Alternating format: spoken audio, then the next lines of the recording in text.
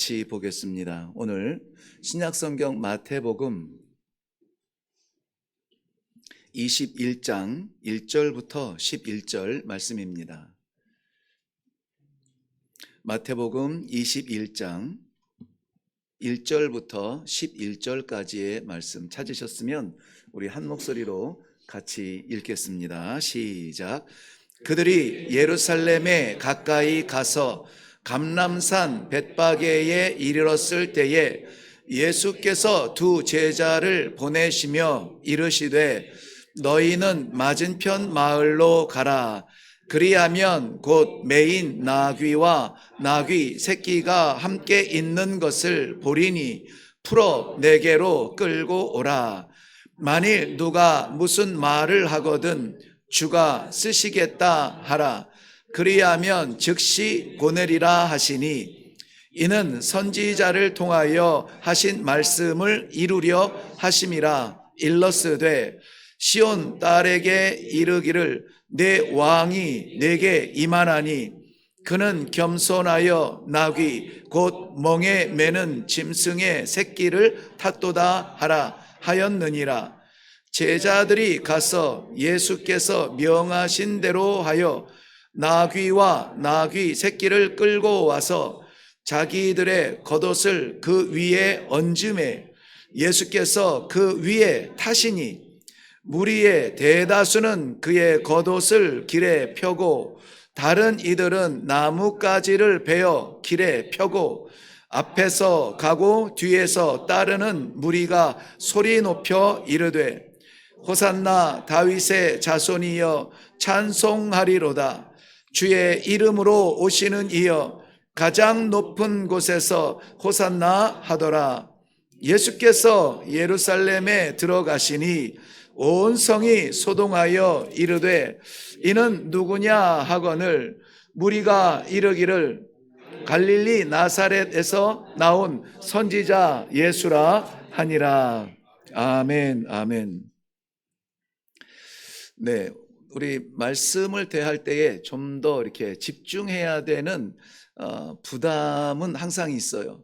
그래서 말씀을 묵상할 때에는 우리가 글을 읽는 것이 아니라 내게 주시는 하나님의 말씀 앞에 있다라는 그러한 겸손한 마음으로 마음을 열고 그럼 이 성경 말씀을 함께 이렇게 읽었으면 좋겠습니다. 오늘 우리는 2025년도에 허락하신 종려주일을 함께 이렇게 예배로 드리게 됩니다. 종려주일 후에는 일주일 후에 부활주일을 맞이하게 되죠.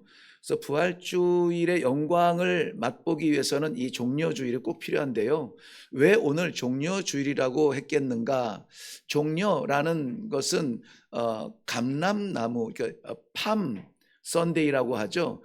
그래서 그 나무의 잎사귀를 종려나무네요. 종려나무의 잎사귀를 잘라서 예루살렘에 입성하시는 예수님의 길에 올려놓고 어떤 사람은 겉옷을 벗어서 깔아놓고 왕의 입성을 환영하는 그러한 광경, 축제 같은 그러한 잔치죠. 왜냐하면은 자기의 웃옷을 벗어서 길에 깐다든지 종려 나무의 잎사귀를 잘라서 길에 깐다든지 아니면 그것을 흔들면서 호산나 호산나 이 영광 찬송을 드리는 이 광경은 보통은 전쟁에서 승리하고 돌아오는 장수의 입성 아니면 왕의 입성에 백성들이 수고하셨습니다.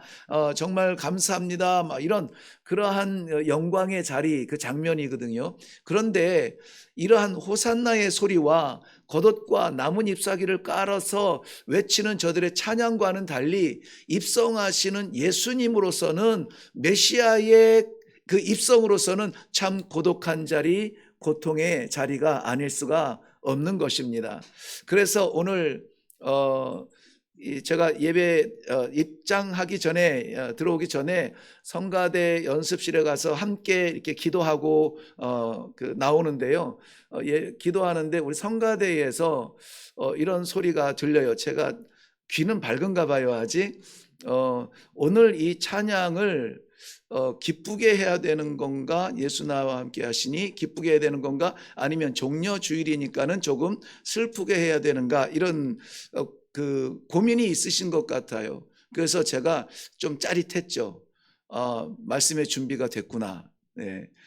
혼란스러운 자리예요. 오늘은 참 혼란스러운 자리입니다.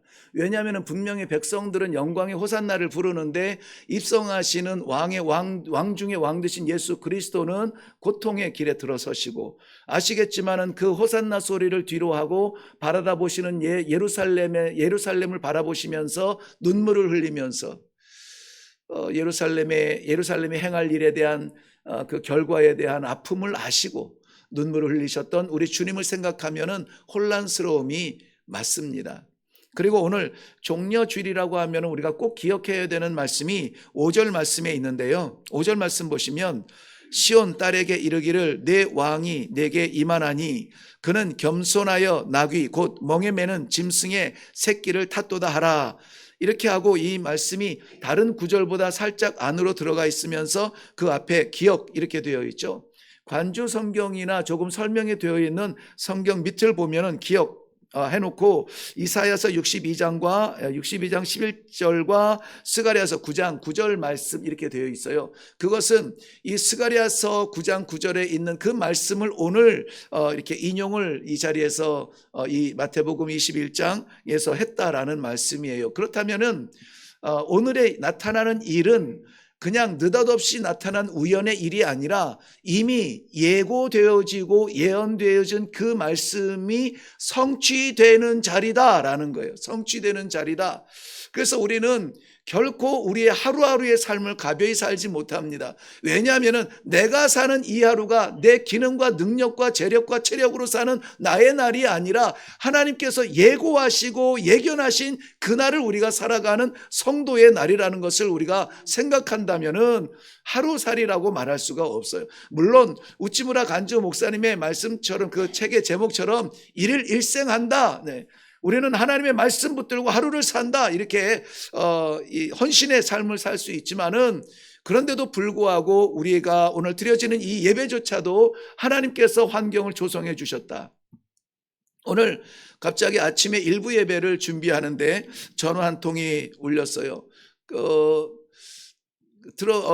메시지 폰 번호에 저장한 것에는 온공연 선교사님이라고 돼 있는데 탄자니아에서 웬일이지 하고 가슴이 철렁 내려앉는 거예요. 왜냐하면 이렇게 갑자기 이렇게 오는 전화는 긴장을 해야 돼요, 목사들은. 그런데 의외로 목소리가 아주 밝은 거예요. 밝으면서 목사님 저 한국입니다. 그래. 그래서 한국에 오셨다 그래가지고 이렇게 오늘 오셨는데요. 네, 이따가 우리 천천히 인사를 나누시도록 하고요. 네, 원치 아니하는 그 길을 가는 것조차도 하나님께서 예비하시는 것, 오늘 20분 정도를 저희가 일부 예배 마치고 30분 정도 교제를 하던 중에 정말 하나님의 은혜가 막 쏟아 부어지는 것을 느꼈거든요, 목양실에. 왜냐하면은 선교사님도 고집이 세고 선교사님도 계획이 많고 선교사님도 25년 가까운 그 꿈꾸던 그 선교지를 다시 밟게 되니까 얼마나 많은 계획이 있고 막 기도를 하고 막 눈에 선하게 가면은 어떻게 갈 거고 막 있잖아요. 계획들이 있잖아요. 천만의 말씀이에요. 천만의 말씀. 예. 가서 뜻대로 된 게 한 개도 없어요. 한 개도 없는데 지금 엄청난 사역을 합니다. 탄자니아의 그 장애인 사역들, 아무도 손댈 수 없는 그 장애인 사역들, 그 마음의 간절함은 그 나병 환자촌을 섬기기 위한 꿈을 가지고 들어갔지만 그 나병 환자들도 요즘은 약이 개발이 되어서 많이 이제 좀 숫자가 줄어들고 필요성을 못 느낄 때에 그 마음은 그건 무엇입니까? 근데 눈앞에 보이는 이 장애인들은 평생 장애잖아요. 평생 장애를 짊어지고 가는 사람들을 열어주는 그 하나님의 기적 같은 만남과 인도하심과 선교사님의 계획을 무력화시키신 그 은혜의 길, 이런 것들을 정말 너무나 은혜가 넘쳤고요. 그래서 오후 예배 때 아마 제가 부탁을 할 것 같아요. 너무 이 간증은 나만 느끼기에는 너무나 아깝습니다. 우리가 무엇을 위해서 기도하고 우리의 기도가 어떻게 거기에 현장에서 응답되는지 좀 나누기를 원합니다. 살짝 제가 힌트는 줬어요. 마음의 부담은 갖고 있을 텐데 오늘 오후 예배에 오시면은 아주 좋은 우리 안수 집사님들 교육과 더불어서 함께 선교 현장의 하나님의 역사를 맛보게 될 것입니다. 그래서 결국은 이 종려 주일도 얼떨결에 예수님의 33년의 생애의 마지막 여정이 아니라 예언하시고 예고하신 하나님의 섭리였다라는 것을 우리가 기억해야만 됩니다. 그게 어디냐면은 스가랴서 9장 9절 말씀이에요. 스가랴 선지자 하면은 우리가 함께 떠오르는 사람 함께 떠오르는 이름이 있는데요. 대체로 학개와 스가랴 선지자를 같이 가게 됩니다. 학개와 스가랴 선지자가 사역하던 때는 이스라엘 백성들이 이 바벨론을 통하여서 하나님의 아픈 매를 맞고 70년 동안 바벨론에 묶여 있다가 페르시아의 제국이 바벨론이 페르시아에 무너지면서 고레스 왕의 그 칙령에 의하여서 이 바벨론이나 아수르나 바벨론의 그 제국을 다스리는 정치의 모양은 강압적이었습니다. 그래서 심지어는 이 사마리아 땅 같은 경우에는 사마리아 땅을 친 것은 바벨론이 아니고 아수르였죠. 아수르의 왕이 북이스라엘을 무너뜨렸을 때에는 그 수도가 되는 당시의 오늘 아프리카 얘기를 나눴더니 그 북이스라엘의 수도였던 사마리아를 치면서 민족의 정체성을 무너뜨리기 위하여서 사마리아에 있는 사람들을 노예로 보내버리고 몇 명 남겨놓은, 그러니까는 딱히 보면은 예루살렘도 마찬가지겠지만은 남겨놓는 사람은 별 볼 일 없는 사람들, 남아 있어도 별 영향이 없는 사람들 남겨놓겠죠. 그리고 그들의 빈자리에 이방의 사람들을 갖다가 심어놨어요. 그러니까는 처음에는 저들은 이방인이고 우리는 주의 백성이고 막 하나님의 백성이고 이것을 긴장감을 가지고 있다가 매일 스치는 얼굴들이 익숙해지고 이제는 저들의 삶도 우리가 품어야 될 것 같고 막 이런 것들이 교류가 되어지면서 저들이 그 민족적인 하나님께서 순결을 강조했던 그 순수한 그 순결 혈통을 지키지 못하고 이방인과 교류하면서 피가 섞이게 되었다. 그래서 그 이후에 모든 이스라엘 백성들, 특별히 유대인들, 예루살렘 중심으로 해서 이 유대인의 자부심을 가지고 있는 사람들은 이 피가 섞인 사마리아인들을 굉장히 거부하고 저주하고 짐승처럼 여기고 그러지 않습니까? 네, 그런 관계에서 이 바벨론도 역시 마찬가지예요. 이 민족의 정체성, 이것을 무너뜨리기 위해서 예루살렘에서도 쓸만한 사람들은 다 데려가죠. 재교육을 시켜야 되는데 재교육을 시키기에는 자기 땅에서 받는 재교육은 뭔가 의지할 것이 있기 때문에 아예 그들을 다 데려가서 다니엘 같은 그런 아주 똑똑한 친구들 다 데리고 가서 이 바벨론에 끌고 가서 거기에서 재교육을 시켜요. 뭘로 재교육 시킵니까? 바벨론에 충성하는 신하로 재교육을 시켜요. 이 세월을 70년을 보냅니다. 70년을 보내요. 그리고 이제 하나님께서 고레스를 세워서 이스라엘 백성들을 다시 돌아가게 하는데 이것은 정책적 변화예요. 그 사람만 독특한 어떤 거가 아니라 하나님께서 이스라엘 백성들을 때리실 때 때리시고 상처가 아물 수 있도록 위로하여 주시며 돌려보내시는 데에 이때에는 이 고레스의 마음에 이 제국을 다스릴 때에 강압적으로 통제하면서 이렇게 가르치는 것보다는 그 식민지, 그러니까는 다스림을 받는 나라들의 민족들이 우리에게 반감 갖지 아니하도록 선행 정치를 하게 되죠. 그래서 이 고레스는 이 이스라엘뿐만이 아니라 당시에 있는 그 끌려온 사람들에게 너희들이 원하면은, 그래서 원하면이에요. 원하면 너희들의 고향으로 돌아갈 수도 있다. 특별히 예루살렘으로 돌아가는 이 유대인들에게는 가서 저들이 필요한 것을 마음껏 할 수 있도록 이렇게 채워서 부족하지 아니하도록 보내주어라라고 해서 저들이 돌아오게 됩니다. 그런데 저들이 돌아와서 538년 귀환 이후에 저들이 가장 먼저 해야 되어만 했던 일은 뭐냐면은 성전을 짓는 일이었죠. 성전을 짓는 일. 왜냐하면 지금 70년 동안의 저들의 정체성, 민족성, 저들의 전통 이런 것들이 다 무너진 상태에서 유대인들에게 한 가지 우리가 이 땅에 왜 존재하며 우리가 이 땅에서 무엇을 할 것인가 한 가지 자기네들의 영적 정체성을 붙들기 위해서 할 수 있는 일은 무엇이냐? 집을 짓는 것보다 성전 성곽을 세워서 보호받는 것보다 하나님의 성전을 세우고 그 성전을 통하여서 우리가 하나님의 백성됨을 새로운 그 시대를 열어가야 되는 책임이 있었단 말이죠. 무엇을 통해서? 성전을 통해서요. 성전을 통해서. 이게 이스라엘 백성들에게는 두 번째 성전이에요. 스룹바벨의 성전이라 하죠.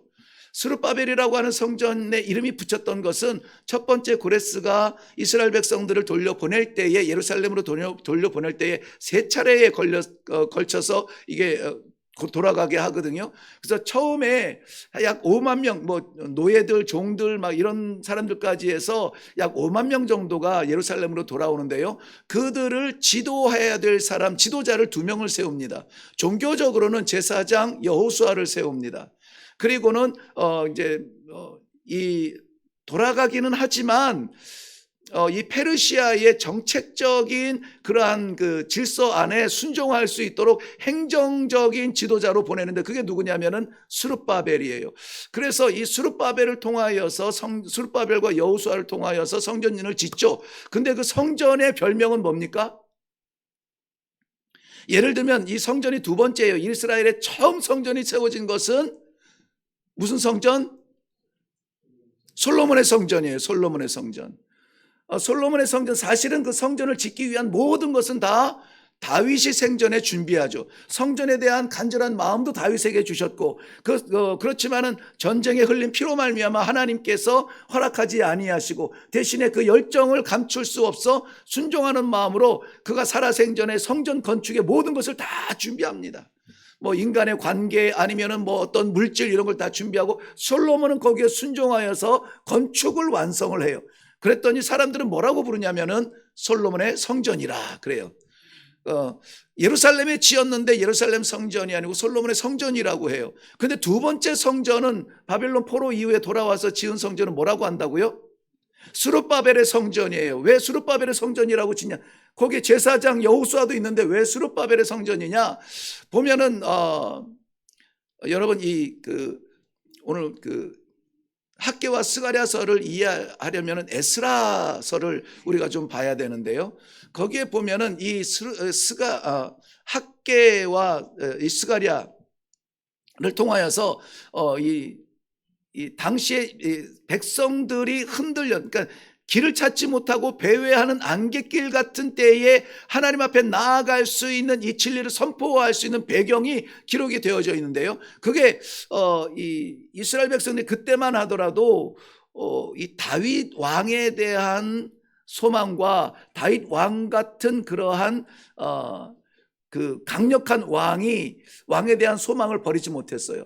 그런데 이 지도자로서 스룹바벨과 여호수아가 둘이 있는데 성전이니까는 종교적인 그러한 여호수아 성전에도 될 텐데요. 이 스룹바벨의 성전은 스룹바벨이 다윗의 후손이에요.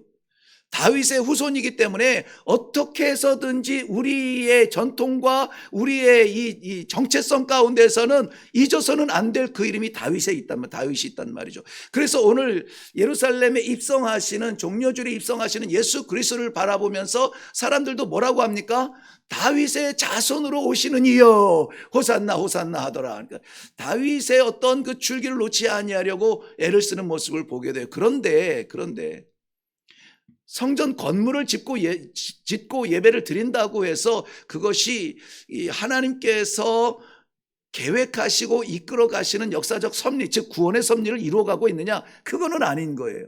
왜냐하면 두 번째 성전 스룹바벨의 성전을 완성하고도 이스라엘 백성들이 건물에 치중하고 건물의 마음을 빼앗기고 드디어 우리도 성전을 건축했다라고 하는 이러한 눈에 보이는 가시적인 결과에 만족하고 그리고 또 하나 깊이가 있다면 그저 절기를 지키는 것에 만족하던 저에게 하나님께서 건물이 아니다, 절기가 아니다, 왜 예배가 필요한데, 왜 너희에게 성전이 필요한데, 왜 너희에게 절기를 지키라고 명령을 했는데 절기는 뭐 몇 바퀴를 돌고 절을 하고 무슨 짐승은 되고 뭐는 안 되고 이런 것을 지키자고 우리가 절기를 지키는 게 아니잖아요. 그 절기를 통하여서 오늘 나의 삶의 주인 되시고 우리 이 예배드리는 우리 공동체의 왕 되신 이렇게 모여서 예배 드릴 수 있도록 역사를 섭리해 주시는 그분이 누구인데요? 하나님이시라고요, 하나님. 그러니까 바벨론의 포로에서 자유케 하고 돌아와서 예루살렘에 돌아와서 가장 무엇보다 성전을 세우고 그들이 정신 차려야 되는 것은 무엇이냐면은 하나님과 우리와의 관계예요. 하나님과 우리와의 관계. 가장 먼저 해야 될 일이에요. 여러분, 사업을 할 때에도 마찬가지고요. 무슨 일을 해도 여행을 가도 마찬가지예요. 계획도 좋습니다. 목적도 좋습니다. 준비하는 것도 좋습니다. 그런데 왜 해야 되냐고요? 왜 예루살렘에 그 유대인들을 귀환시켜 주시고 왜 성전을 짓게 하냐고요? 안식일에 와가지고 예배드리는 그 광경이 보고 싶어서요? 그게 아니라는 것이죠. 그러므로 우리가 무엇을 하든지 하나님과의 관계가 회복되어지는 것에 우리는 집중해야 됩니다. 회복되지 아니하고 그야말로 우리가 생각하는 복 그 복들이 채워지면은 그나마 신라같이 붙잡고 있던 이 신앙의 끈도 끊어져 버리는 거예요. 정말 신중하고도 깊은 마음으로 하나님과의 관계에 집중하시기를 바랍니다. 이스라엘 백성들이 성전 하나 지어놓고 제사 드린다고 해서 만족하고 있을 때에 여전히 저들은 이방인들의 침략을 받고 고통스러워하면서 정말 우리가 왜 이 성전 때문에 이 고생을 해야 되지? 라고 할 때에 하나님께서 학개 선지자를 불러 일으켜 주셔서 야, 건물이 중요한 게 아니야. 이 건물이 중요한 것이 아니야. 하나님과의 관계를 회복할 수 있도록 하나님의 메시지를 담아서 선포한 게 누구냐? 학개와 스가랴 선지자예요.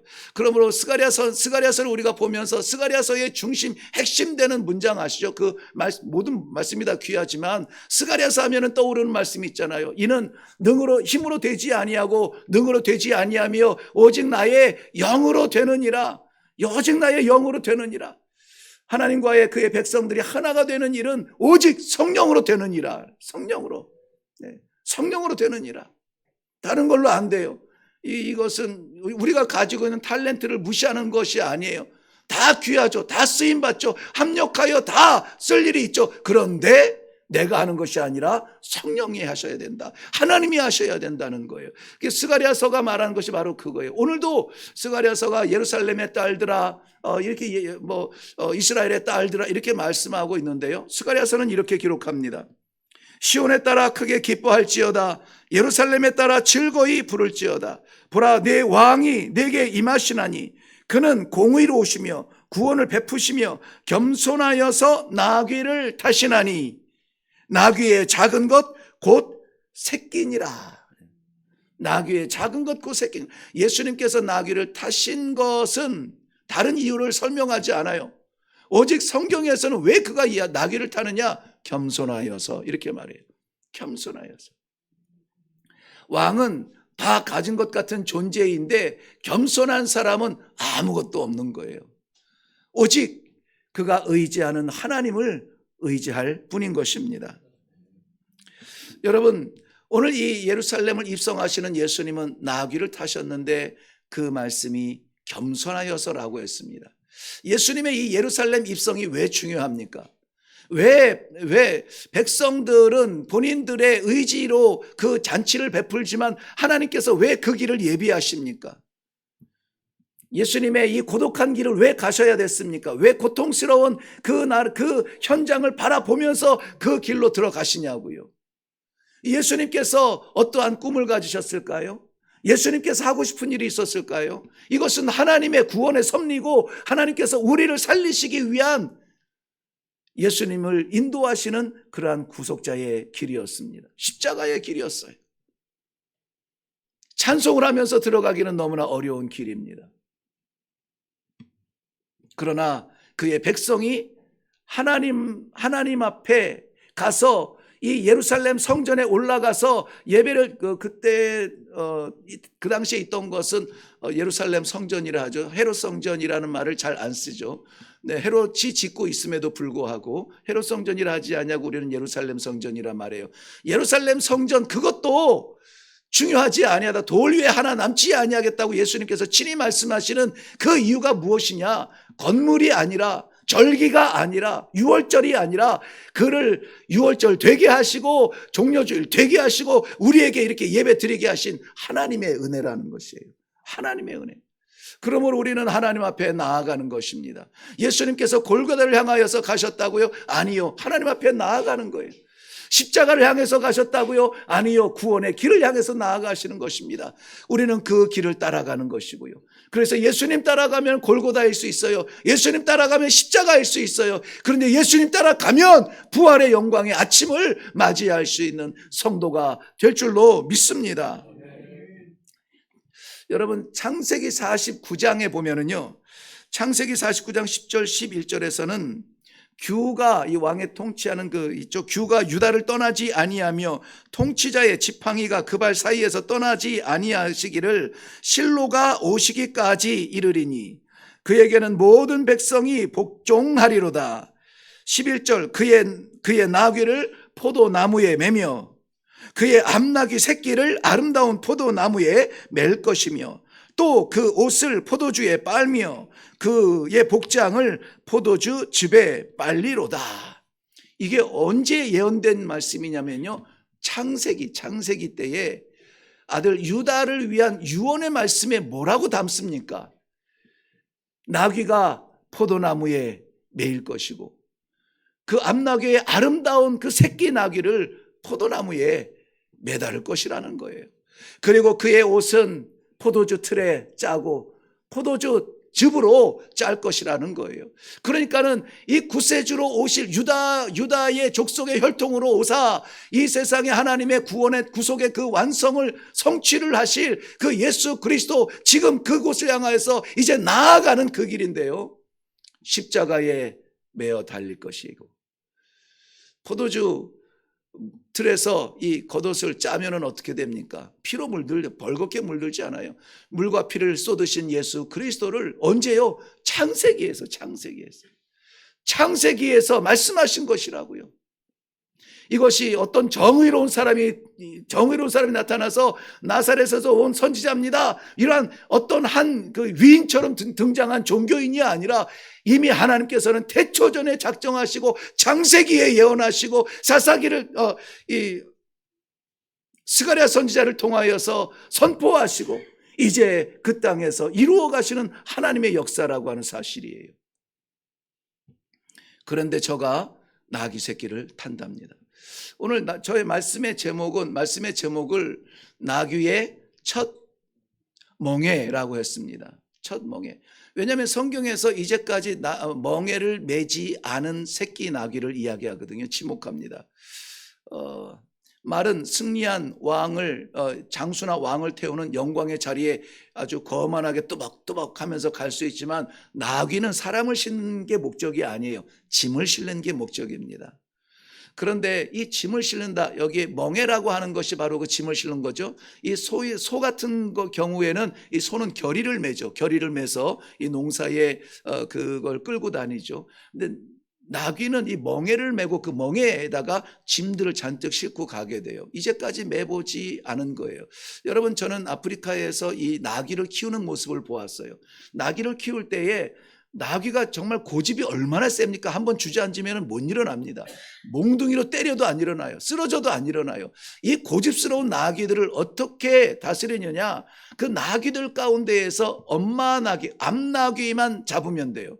암나귀만 묶어놓잖아요. 그러면은 그 새끼 나귀들은 아무리 천방지축 아직 멍에도 안 맸으니까는 내가 할 거야, 나 하고 싶은 거 할 거야, 내 인생 내 거야, 내 맘대로 할 거야, 막 자기 건 줄 알고 막 뛰어다니고 놀러 다니고, 그래도 어디로 돌아와요? 엄마한테 돌아오더라고요. 그러니까 이 멍에를 매지 않은 나귀는 정말 자기 뜻대로 막 펄쩍펄쩍 뛰면서 막 가고 싶은데 가고, 그 뛰는 모양이요, 정말 말 뛰는 것 같이 아주 그냥 귀엽게 뛰거든요. 그런데 중요한 건 뭡니까? 멍에를 짐을 못 지는 거예요. 그래서 이 멍에를 맬 수 있도록 훈련시킬 때에 그 집에서 가장 어린 아이, 작은 아이 있잖아요. 가장 어린 아이를 그 나귀의 등에다가 올려놔요. 이렇게 살짝 올려놔요. 올려놓으면은 이게 뭐가 올라간 것 같긴 한데 무겁지는 않고, 그리고는 이 귀 속에 들리는 뭐 휘휘 소리, 이제 자기네 소리를 내겠죠. 휘휘 하는데, 이 소리가 나는데 뭐가 있는 것 같은데 괴롭지는 않네? 뭐 이러면서 그 이제 훈련을 시켜요. 그러고는 이제 아이에게 만지게 하고 때리게 하고 톡톡톡톡 이렇게 하고, 그러면서 이제 짐의 무게를 올리죠. 그렇지만은 변하지 않는 그 휘휘 소리 때문에 이 정도면 괜찮을 거야 하고 짐을 짊어지게 되는데요. 아무것도 짊어지지 아니하는 이 나귀가 누구를, 그 첫 멍에가 뭐죠? 뭐를 싣고 갑니까? 예수 그리스도가 첫 멍에인 거예요. 생애에 있어서 처음 짊어진 게 예수라고요. 저는 이 본문 말씀은 아마 종려 주일에 많이 설교할 텐데요. 이 장면에 제가 그냥 정말 가슴이 뜨끔하면서 막 이 뜨거운 게 올라오면서요. 막 정말 이렇게 눈물이 흐르지는 않았지만은 눈시울이 붉어지면서 이 말씀의 제목을 주신 게 너무나 감사했어요. 그래서 빨리 우리 성도들과 나누고 싶습니다. 빨리 나누고 싶습니다. 이제까지 마음껏 살아도 내 인생 내 건 줄 알고 살고 신앙생활을 해도 주인은 나였고 내가 원하는 대로 인도해야 살아계신 하나님이고, 내가 괴로운 일을 펼쳐놓으면 하나님 살아계셨는지 궁금했고, 막 이런 내 중심의 삶을 살다가, 내 마음대로 살다가 누구도 타치하지, 누구도 나를 다스려 보지 않았는데, 이제 여러분, 사랑하는 성도 여러분, 인생에서 첫 멍에를 짊어져야 된다면 예수 그리스도를 짊어지세요. 예수 그리스도를 짊어지세요. 예수의 말씀의 무게를 짊어지세요. 예수가 가라 하는 곳에 가고, 예수가 서라 하는 곳에 서고, 그곳이 예루살렘이면 예루살렘으로 들어가고, 오늘 성경에서도 말씀하시는 거예요. 내게로 끌고 오라. 뭐라고 하거든 주가 쓰시겠다 하라. 그러면 줄 것이라는 거예요. 정말 누가 말을 할 때에 주가 쓰시겠다 그렇게 말씀하시던데 할 때 내어줬잖아요. 그러니까는 이 나귀로서는 아무런 의미도 없이 생각도 없이 그냥 끌려온 겁니다. 그냥 끌려와요. 그런데 놀랍게도 저는 이렇게 짐승이 부러워지기는 처음이에요. 세상에 인생에 처음 진 짐이 예수님이야. 여러분, 인생에서 처음 제대로 한번 신앙생활 하려고 하는데 그게 예수님의 말씀이고 예수님의 생명의 길이고, 그게 복음을 증거하는 일이고, 그게 선교의 현장을 향하는 길이고, 이것을 내가 할 수 있다, 하고 싶다 생각하지 아니하고 덜컥 짊어진 이 예수 그리스도의 생명의 구원의 그 예루살렘의 입성에, 그 길에 우리 모두가 쓰임받기를 바랍니다. 인생길은 혼자 가도 돼요. 영생길은 혼자 못 갑니다. 내가 곧 길이요 진리요 생명이니 나로 말미암지 않고는 아무도 아버지께로 올 자가 없다고 했어요. 예루살렘의 유월절 축제를 인하여서 얼마나 많은 사람들이 바글바글 했습니까? 다 자의로 왔어요. 와서 절기를 지켜야 되니까는 와야 된다. 안 오면 찝찝하니까는 와야 된다. 하나님을 향한 우리의 유일한 헌신이니까는 와야 된다. 그런데 예수님께서 가자, 그의 길을 동행한 것이 이 나귀라면은, 여러분, 이 놀라운, 짐승도 이러한 축복이 있는데, 신앙생활하는 우리 사랑하는 성도 여러분, 그냥 댕기는 교회가 아니라 우리 하나님께서 쓰시는 성도가 되기를 나는 바랍니다. 물론 육신의 질병도 치유 안 받고 물질의 축복도 부음받고 세상에서도 인정받는 그러한 축복이 있기를 원하지만, 그것보다 먼저 되어야 될 축복이 무엇이냐? 나와 하나님과의 관계가 열려야 되는 거예요. 솔로몬 성전이 아니라 수르바벨의 성전이 아니라 어떤 성전이 세워도 건물이 아니다. 세월이 아니다. 나와 하나님과의 관계라는 거예요. 나를 살리신 이가, 나를 붙잡는 이가, 나를 인도하시는 이가 하나님이신가 하는 이런 확신이 새겨질 때에 주께서 쓰시겠다. 마지막 시대에 내가 믿음을 보겠느냐? 믿음의 사람 어디 있느냐? 믿음의 사람의 그 말씀의 본을, 증거를 좀 보이기를 원하는데 어디 가서 찾아야 되느냐? 우리가 쓰임받기를 바랍니다. 오늘 내려가실 때에는 인생에 이제까지 한 번도 져본 적 없는 예수 그리스도의 말씀의 멍에를 짊어지고 저문을 나서 예수님도 고독한 길 같지만 승리의 길로 열렸고 예수님 그 고통의 자리인 것 같았지만은 그러나 우리를 부활로 말미암아 우리에게 부활의 문을 열어주신 생명의 승리를 맛본 것처럼 우리의 종점이 그렇기를 주님의 이름으로 축원합니다. 어떻게 하면 이 멍에를 칠까요? 겸손하세요. 겸손하여 나귀를 타신 예수님, 겸손하세요. 그리고 순종하세요. 내 원대로 내 뜻대로 마옵시고 아버지 원대로 되기를 원하나이다. 순종하시기를 바랍니다. 호산나 호산나 외치는 것 참으로 귀한 일이에요. 근데 저들은 다윗의 후손으로 온다니까 다윗의 어떤 그러한 정치적 역량을 가지고 저들을 구원할 그러한 어떤 정치적 구원자로 생각을 했습니다. 그래서 이제는 끝났겠거니 하고 했습니다. 불과 호산나 호산나 외쳤던 그 군중들이 일주일이 채 안 돼서 뭐라고 합니까? 저 사람을 십자가에 못 박으라고 동일한 목소리로 동일한 목청으로 그렇게 이야기한 거예요.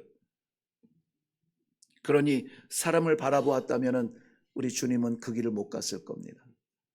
사랑하는 성도 여러분, 하나님의 부르심 앞에 순종하여 이 자리에 오신 귀한 성도 여러분, 우리의 외침이 아니라 하나님의 인도하심이 되게 하시고 우리의 뜻이 아니라 원함이 아니라 나의 기쁨이 채워짐이 아니라 내가 하나님의 기쁨을 채울 수 있는 그러한 드림의 현장에 쓰임받기를 원합니다. 그러면 내가 나의 것을 채웠을 때의 이 제한적 기쁨이 아니라 하나님의 영원한 기쁨, 영생의 기쁨에 우리가 부름받는 하나님의 약속이 이루어지는 놀라운 성도들의 삶이 되실 줄로 믿습니다. 우리 기도하겠습니다. 건물이 아니요 절기가 아니라 하나님 앞에 나아가 주의 말씀을 받고 순종하며 나아가는 성도들의 길이 우리의 생명인 줄로 믿습니다. 오늘 종려주일을 지내는 사랑하는 성도들에게 주님 오라 하셔서 눈발이 우박이 쏟아지는 가운데에서 이 성전을 향하여 올라왔습니다. 주님께 쓰임받는, 그래서 얼떨결에 왔을지라도 우리 생애에 짊어지는 첫 멍에가 우리 주님의 생명의 말씀과 약속이 되게 하여 주시옵소서. 이루어 주실 줄로 믿사옵고 예수님 이름으로 기도하옵나이다. 아멘.